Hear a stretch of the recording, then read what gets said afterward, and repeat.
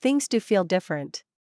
Paul George powers revived Clippers to another win. Paul George finishes with a game-high 35 points as the Clippers extend their winning streak to 4 games in a 138-100 win over the San Antonio Spurs. By the time the Clippers pulled into San Antonio last Thursday, they had lost 9 of their previous 11 games and, with each passing day, valuable time to steer themselves out of their skid.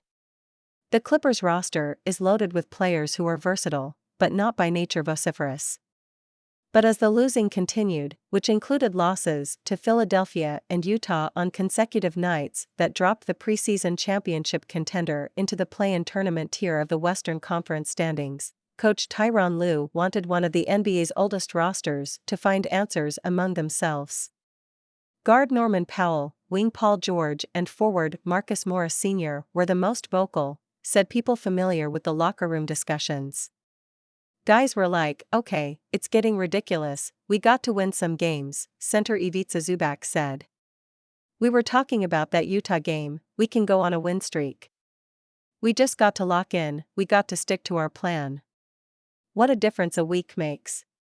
Clippers. The Clippers beat the Lakers 133-115 on Tuesday, pushing a little closer toward realizing the top-end potential that has been eluding them for so long.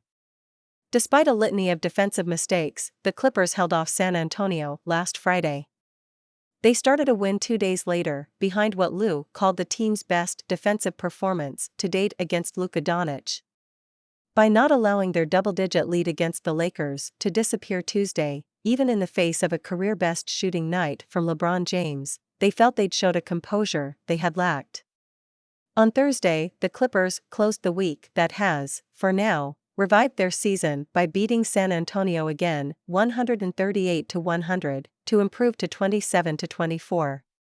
As Kawhi Leonard scored 12 first-quarter points, and George 10 as the lead grew to 16 on Leonard's buzzer-beating three-pointer, the team's execution that had once looked scattershot turned methodical, and a once disjointed roster appeared dangerous. They feel different, Lue said before tip-off. We still got a long ways to go, like I keep saying, but things do feel different.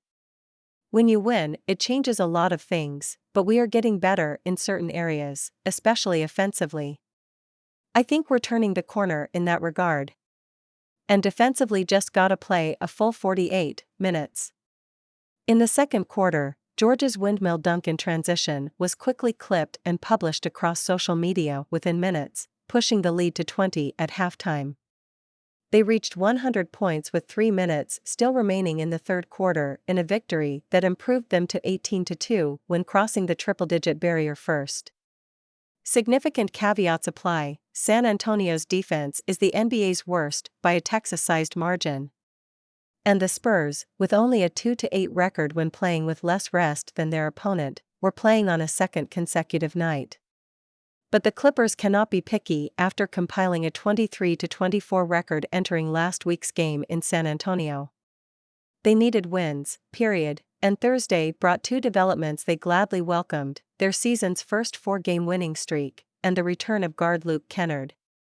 Kennard last played January 6 after a calf injury he'd first injured in November flared up again, and as the Clippers shook up which guards played and how often during his 9-game absence, Lue said the plan he had in mind for his preferred rotation wouldn't be able to be put in place until Kennard returned.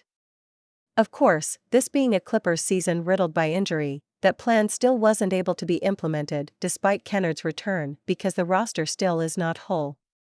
Backup guard John Wall missed his 7th consecutive game with an abdominal injury, and starting forward Morris were sidelined by a bruised rib suffered Tuesday.